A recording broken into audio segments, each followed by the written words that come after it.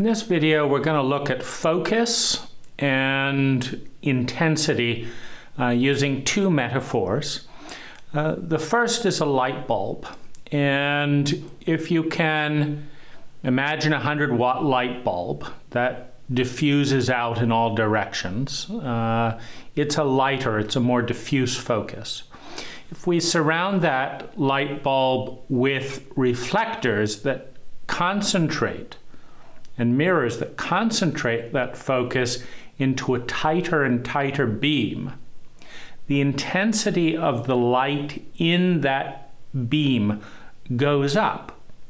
So if we take all the light that was flowing out to the left side of the light bulb, mirror it back to the right, we now have roughly double the intensity of light going this way. If we then narrow that in from a 180-degree spectrum of light to a 10-degree spectrum of light, we have hundreds and hundreds of percent higher intensity in that area. And at some point, that intensity reaches a threshold that induces alchemy, that bursts into flame. At some point, the temperature in and around a tree in a winter climate moving into spring reaches a threshold where buds burst into blossom. At some point, the temperature in water reaches a threshold where it starts boiling.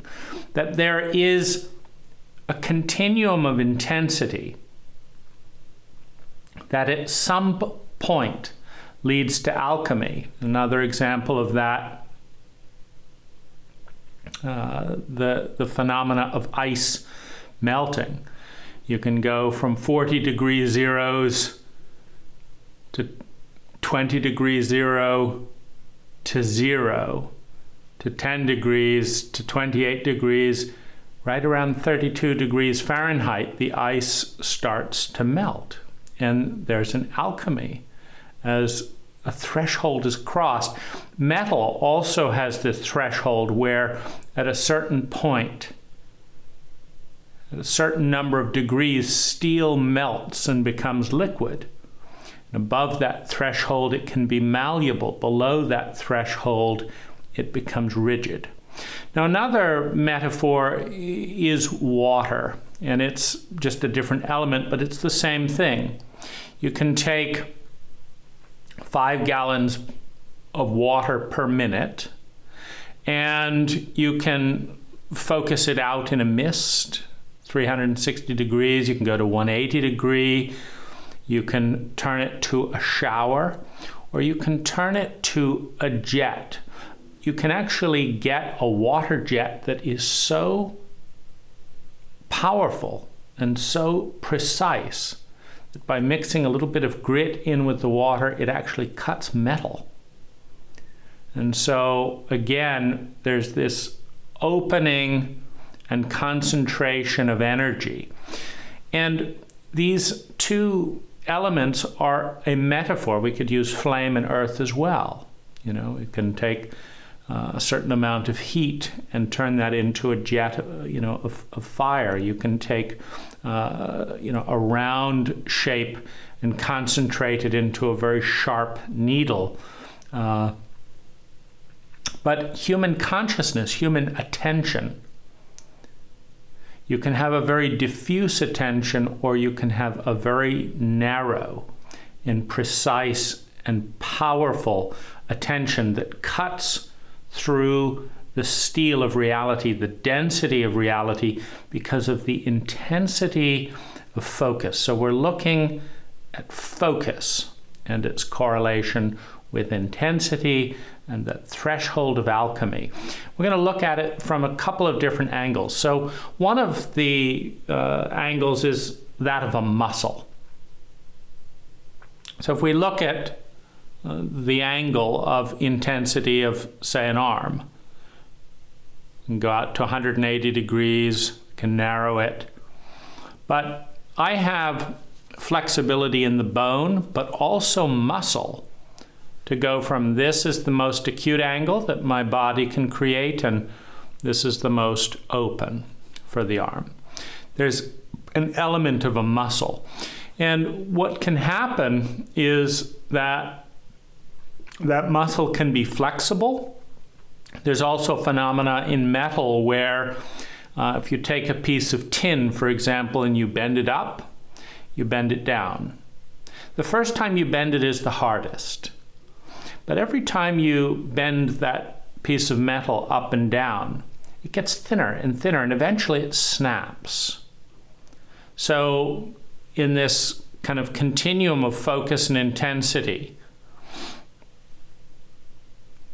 there can be this principle of snapping, of vacillating attention, going back and forth, particularly when you've got an out-of-control brainwashing phenomena. In brainwashing, what you do is you apply severe pressure through fear and authority. And independent of reality, because if I ask you to follow my fingers this way and this way, you can do it quite easily. There's no pressure against reality. But if you say, oh, your hand's moving over to the, it's my left. Your hand is moving over to your left and my right. Then I can say, no, it's not. Do it again. If I apply enough fear and authority, you will dissociate from reality, what my hand is doing, and what you will try to attune to is the authority figure. And when the attunement, when the fear reaches a certain point, and the attunement is with the authority figure rather than the underlying reality, you've now gone effectively insane, which is not actually insanity. You're actually very sane, because when you're with a sociopathic authority figure that punishes you for connecting with reality, and who is themselves dictating a certain form of insanity, the need to appease the authority figure is actually a more intelligent survival strategy, particularly in the short term, than the need to stay connected with reality. So, because no one's punishing you or beating you or publicly humiliating you if you speak the word correctly and you say, yeah, your hand's moving over to your left. But someone is doing that if you're violating the position, the insanity of the authority figure. So, but if we look at focus as a muscle, then one of the things we can see is that some people have a rigid focus. They're always scattered, for example. Or some people have a very laser focus. They're always laser focused. So the muscle is undeveloped because the person lacks range. What? Range of focus, range of intensity, and so cannot modulate their energy. If you're a gardener and you're operating a nozzle on a hose, the degree of trigger determines how diffuse the water is and versus how narrow. And if the trigger is pulled all the way in many types of hose nozzles, and it's a complete jet, this thick, hitting a root, it doesn't water the plant, it damages the roots. It hits and knocks, the plant over if it's a seedling. And so you have to have the ability to regulate intensity. Now, if you get stuck or fixated or blocked in a certain range of intensity, this muscle atrophies and you cannot regulate your intensity, you cannot regulate your focus, you cannot manage your energy, and in losing range, you also simultaneously lose the ability to attune with that portion of reality that's outside of your range. So you can think of this as speed. If you've got two people running, and one person can only run at 10, 11, 12, 13, or 14 miles per hour. And the other person can run 0 to 14 miles an hour. So they've got access to the full range. If you want to attune with someone in relationship, you have got to run at their speed. You've got to have that capacity. But if you have a range that is, I can do 10, 11, 12, 13, or 14. I cannot do 8 miles an hour. So if you're doing 8 miles an hour and I'm doing 10, every hour we get 2 miles further apart. In other words, this ability to have both diffuse and focused attention. There are environments that require a diffuse, more relaxed ambiance, and incredible intensity in that environment will dissociate one with the ambiance in the environment. One is not connecting. And so to the degree one is stuck and fixated, one's muscle for movement in this intensity and diffusion opening and closing process is atrophies. And two, one can only operate in a certain environment. For example, many of our Iraqi veterans come back from the war with PTSD. And in that state of PTSD, every little movement is a major threat, and they're hyper alert and responsive to every movement. Now, when they were in Iraq, that attuned perfectly with the environment. That hypervigilance is exactly appropriate. But when we're talking about 3, 6-year-olds in a house in a country that isn't at war, that has little or no crime, with a literally 1 million to 1 chance that a bang or something is actually a life and death threat in that house, then that hypervigilance towards a 6-year-old dropping a ball is out of sync. It's out of attunement with that environment. Now, with PTSD, it is an involuntary state of reactivity. It's not a consciously regulated. It's not like I'm entering my house, I'd like to be at a 1% reactivity rate, meaning there's less than a 1% chance of a threat, so I'd like to react very minimally to this situation. It's an involuntary reaction, and that's what makes it a dis-ease, that this PTSD is this constant, unregulated, heightened alert. But as soon as they go back to Iraq, that state is appropriate. And so many veterans with PTSD re-enlist into military zones because they're incapable of healing the PTSD in a trauma-illiterate culture. But they are capable of pairing their heightened panic and fear with an environment that warrants it, and they feel more in control and more sane being in a war environment at that point. And this ties into identity and habit. So an identity is a habit of thinking, feeling, speaking, and doing. And part of that habit is one's range. So if one's range is always narrow-minded, well, there's of course a correlation with depth and intensity. You take the same amount of energy and you focus it very narrowly, you go very deep. It's just like an erosion channel with water. If you're trying to erode an area of sand or soil on a slope, if you water gently with a mist, you'll have little or no erosion. If you shower, it'll be a little bit more. If you turn it all into a jet, in a matter of minutes, you can create, a foot deep gully, through that soft soil by concentrating the water. And identity, how we recognize ourselves or another, is through habits. How do I know it's me talking? Well, I hear the voice. What voice? My voice. What's that? It's the voice that has this pitch, that has this speed, that has this accent, that says these types of things. That's a Dane thing. How do I know that? Because I said those kinds of things in that pitch and in that way yesterday and the day before that. It's an identity. That's me. I'm that.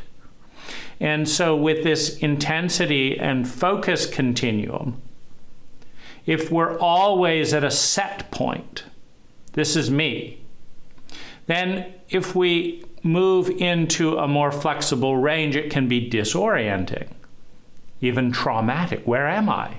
I'm the one that's hyper-focused. I'm so scattered right now. I'm not myself. I'm normally always this way, but now I'm this way and this. I'm not myself anymore. I've been knocked off balance. I've lost my footing. So identity can play in, and the attachment to consistency, which goes up the more trauma, the more fear, the more chaos we've been exposed to, because there's this principle of balance. The most terrified, traumatized individuals on the planet seek to become unusually safe and predictable and rigid as a counterbalance to all that chaos, as the psyche is trying to reach an overall point of stasis, balancing the extreme chaos with the past, with the extreme predictability of the present, if possible. We move towards that position of center. Now, there's also motive. So one motive, of course, is to cling to identity, or to, break with identity. That's not me. If our identity has a shameful association with it, you're too intense. No, I'm not. No, I'm not. I'm not too intense. Don't cast me out of your group. Look how diffuse I'm being. So there's a motive, both to hold on to identity or deflect identity. But the other motive, and I'm particularly talking about the extremes. Why might one person fixate? So what's fixation? Fixation is a repetitive event that is out of sync with the underlying reality. So for example, take the case of a woman who went to a party and, oh, you look lovely, nice to see you, Gloria, beautiful dress. And then Shauna said, that is a hideous outfit, and I do not want to be seen with you, and throws a drink in your face, and everyone turns away. And there's humiliation. So you have extreme shock, humiliation, etc. for a 2-minute period in this event. It's now a week later. Gloria is living this over in her mind again. For what? The 2,000th time? The 10,000th time? How could she do this? What was this? How can I respond so that this doesn't happen again? Shame, humiliation, is a traumatic event. Because what shame and humiliation conveys is a message: you are not valuable. You are not wanted. You do not belong. When you deliberately humiliate or shame someone, there is a message: you are not valuable, you are not wanted, you do not belong in our group. You're on the outside of the circle. Now, why is this trauma? Trauma deals with survival. When an event happens that in your mind is perceived to be a threat to survival, it is experienced in the traumatic centers of the brain. It stimulates the reptilian brain with fight, flight, and freeze. Now, the reason is we are an interconnected culture in an interconnected species. An individual's chance of survival as an isolated outcast is about 10% of the chance of someone who is high rank, high status within the group, within the cult. So, in other words, the moment you are cast out, humiliated, and shamed, your odds of survival just went down 90%. Your odds of survival would have to go up 900% to get back into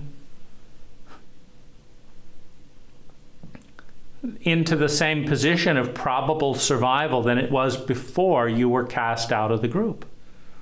Because without the ability to exchange goods and services, without the ability to call on someone if you fall over and get sick, without the ability to network and promote and grow your business, without the votes in political office, you don't survive. That identity doesn't survive. And so what good is this muscle of fixation and diffusion, or high intensity or diffusion in this process? Well, one of the phenomena of trauma is it's overwhelming. It's like it gets bigger, it gets bigger. It's a pattern of energy that gets so big it dwarfs us. We lose all sense of perspective. It becomes timeless. We lose all sense of space. It's overwhelming. It's horrifying. We don't have the perspective. It's right in our face. That's how trauma is experienced. And what do you do? What are some of your options psychologically when you're overwhelmed with shame, with humiliation, with fear, with shock? One of the things that we do is we dissociate. Little girls who are being raped by their father, for example, lift out of their body and say, that body is being raped, but I'm not being raped. The dissociation is, I'm not in this body. I am not that body that is being manipulated in this way and that. I'm not that body. I'm the one watching the body. I'm bigger than the body. So you have an incredible diffusion and dissociation, and you can do that in absent-mindedness. My wife has early childhood trauma around being left in the dark. And so we're out at night going for a walk, and she's regressing because that trauma has not been dealt with. There was no adult in those early ages that protected her from those particular traumas. It's still overwhelming. It hasn't been dealt with in a trauma-illiterate culture. So she's now 7 years old again. She's now 4 years old again. And what did she do all alone in those dark places? She blocked her mind from the fear, from the rage, from the horror. She picked some vague object out there and just tuned out. It's an incredible state of diffusion. So I'm trying to talk to her, but she can't track language when she's blanked out like that. It's like, where are you? Well, I'm busily looking at the lights way off in the distance, and I can't hear and relate to anything. Well, why? Well, this is a coping mechanism. It's a diffuse awareness. Now, the other way that we can escape is in hyper-concentration. You look at someone who, is on the autistic spectrum, and they know the last 30 years of ant they know everything about ants. They've studied it in 5 different cycles. Why ants? Well, it provided an avenue of safe fixation, which is a certain kind of distraction. So you have the distraction of diffusion. I don't want to deal with it. Let me just drink until I can't concentrate, till I lose touch with language, till my speech slurs, till objects blur and I just black out. Diffuse awareness to mitigate a future and a reality I don't know how to deal with. The other response is hyperconcentration, to block out the reality that is overwhelming, that I don't know how to respond to. So highly traumatized individuals tend to get locked in either dissociative extremes or hyper intense extremes. Now, in relationships, this correlates with attachment dynamics, because a child can have a warm sense of social connection with the group. They can be dissociated and feel completely outside of the group, or they can be intensely focused with one person in the group. And this is, it's all on this continuum of diffuse and concentrated. Now, someone who has an intense concentration focus, a default to a very strong intensity, can of course only relate to a few people with that intensity, because it takes time. You can't be in a conversation with 5 people if you only tune in to one person at a time. And then there's only so much time one can be in that kind of intense relationship. And if I can't be in that intense relationship, I need to block it out, altogether. And so this ties in with attachment theory, where people have an insecure or a secure attachment. And when they have an insecure attachment, they're either hold on very tightly to 1 or 2 people at a time, or in a desperation and neediness, or they want nothing to do with people. Anyone gets near them, they run. So you have the strong grip or the protection. And again, there are points and times and situations where each of those are appropriate, where it's appropriate to be really tight and close, and where it's appropriate to block and defend. And then there are times when it's appropriate to be every other point in between, to be a little bit close, to be a little bit guarded, a little bit protective. But someone who has an identity or has early childhood trauma is going to be on one side or the other of that continuum. And it's kind of interesting because, my wife will diffuse and block out and dissociate if things get too intense, whereas I drill in and really want to figure exactly what's going on and why, and put it into language in a hyper concentrated state, which is impossible if someone has tuned out. But they're two divergent strategies for the exact same phenomena, in this case early childhood trauma. Now, so if there's a shame going on in the room, if there's a terror going on in the room, if there's overwhelming loneliness, which often relates to unrepaired and unmitigated trauma, if there's overwhelm, then one's going to tend to get hyper-focused on one area or very diffuse.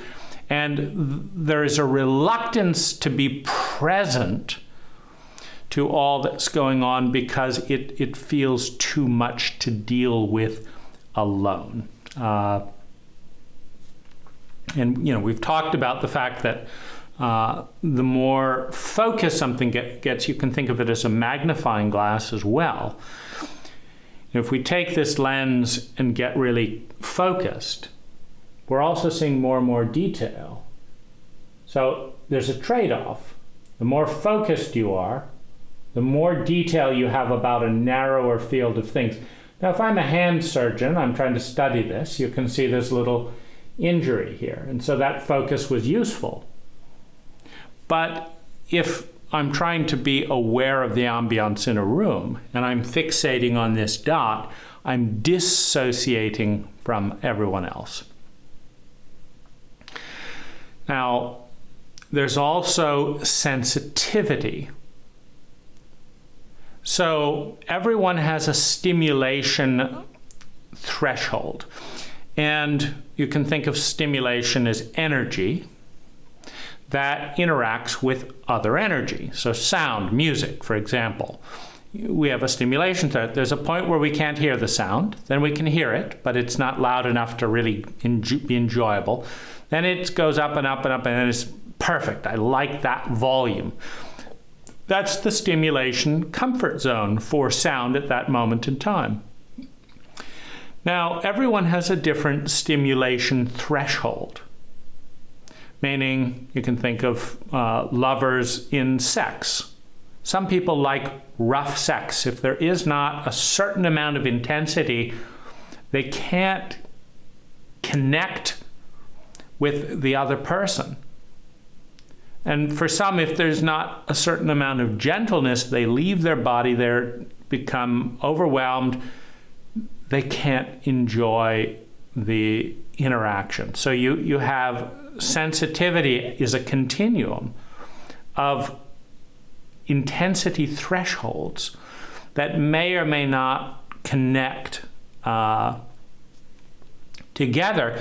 But for example, someone who's highly sensitive to being exposed or in the spotlight will feel incredibly overwhelmed if someone like myself gives them undivided attention for 3 hours.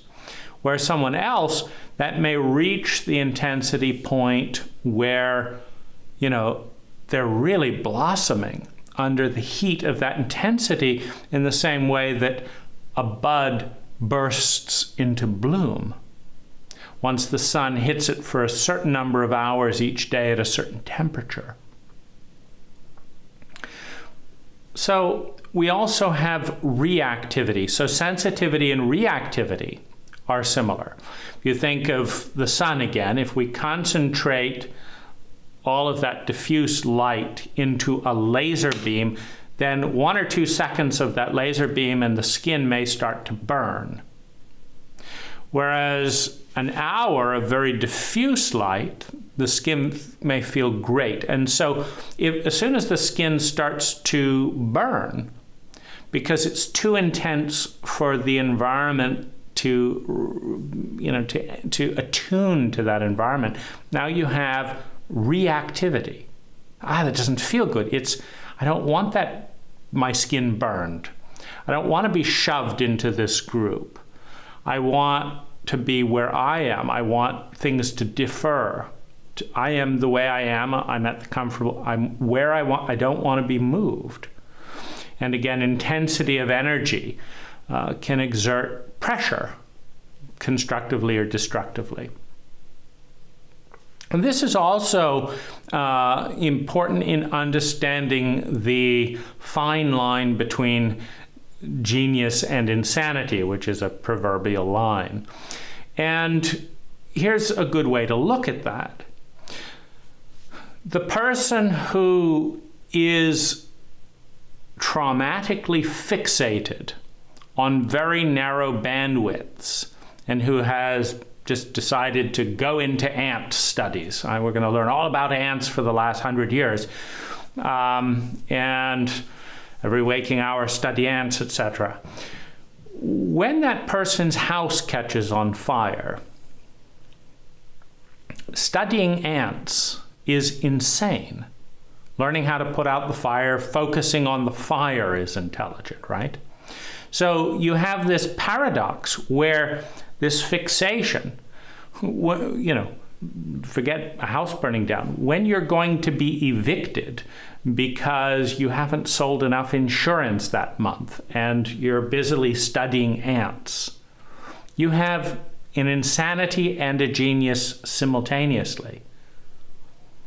Now, if you could take that person and put them into a a class lecture to teach students interested in ants about ants, you've got a genius, because you've paired incredible intensity, incredible sensitivity, high magnification of detail in a very specialized area that's relevant. As soon as you take that exact same person obsessed with ants into a party and say, go have fun, pick up a date, and they, hey, what do you do for a living? Well, I'd like to talk to you about ants. Back in 1863, so-and-so discovered this ant, and it's like, yeah, it's not working, is it? You have insanity and genius in the pairing or dissociation from, with the exact same thing, a fixation on certain things. So the free genius, meaning, or the healthy genius, because you have two forms of genius. You have genius by default with highly sensitive people fixated on things.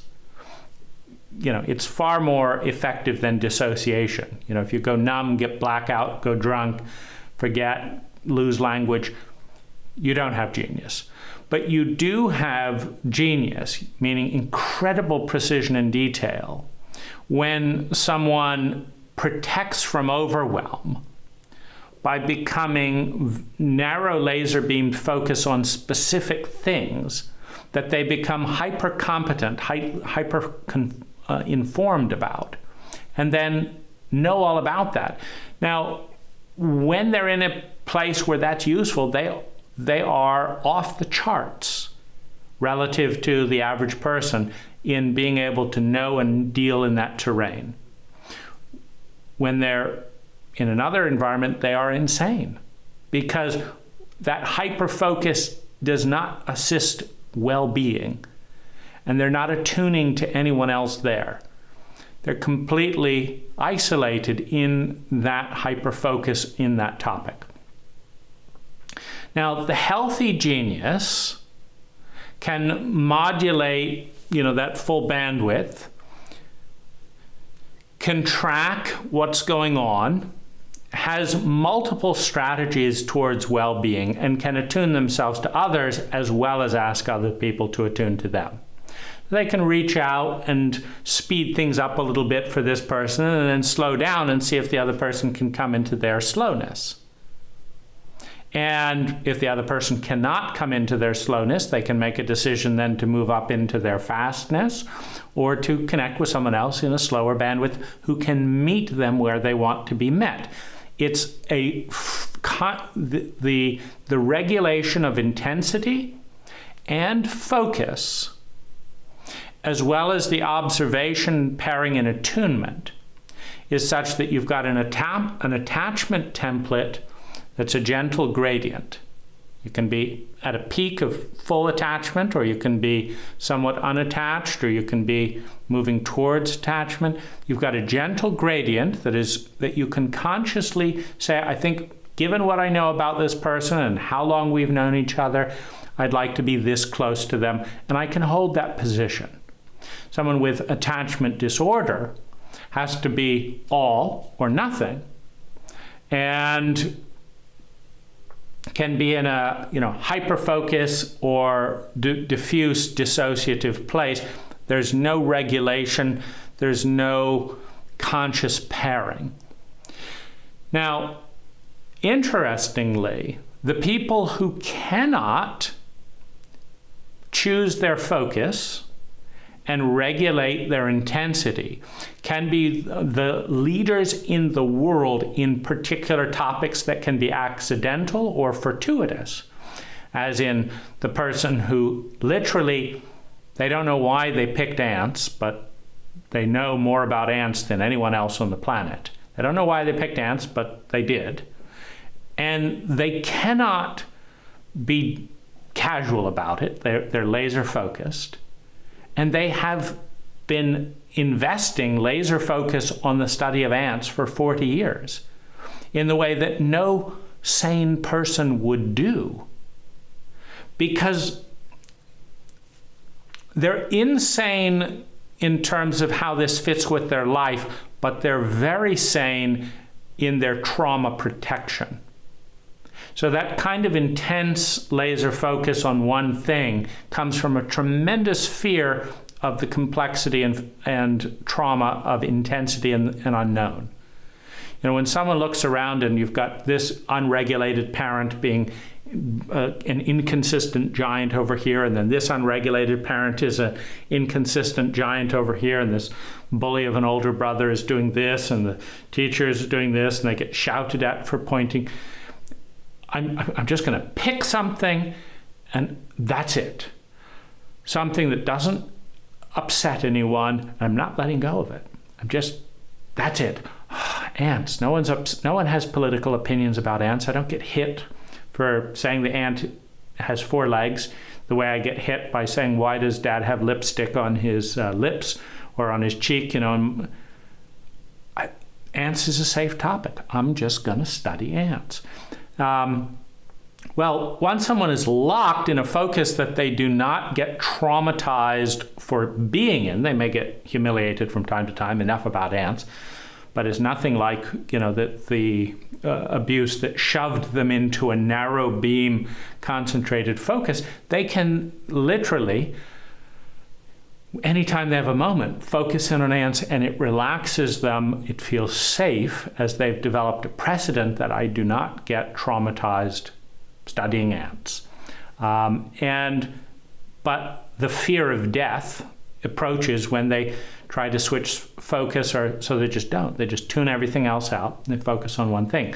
That person is going to be a world-class expert more likely. The same as someone playing the piano. They could do that. I just play my music. I tune everything out. The world, my freedom. I paint. I draw. Whatever it is that narrow beam focus, you can be a world expert precisely because you escaped into a narrow terrain under pressure of severe trauma. You will not be happy. You know, and this is where our cult does a very difficult job of pretending that somehow this is a great accomplishment, that the world's peak genius is an expert in ants or in music or in language or somehow, wow, you've made it. It's very often just a traumatic coping mechanism, and that genius arena may suffer when the trauma is healed. Oh, thank goodness I don't have to focus on ants for the next 10 years. I can, you know, meet a date. I can learn about cooking. There's flowers. There's all this stuff that was missed, you know, in that very narrow zero band focus.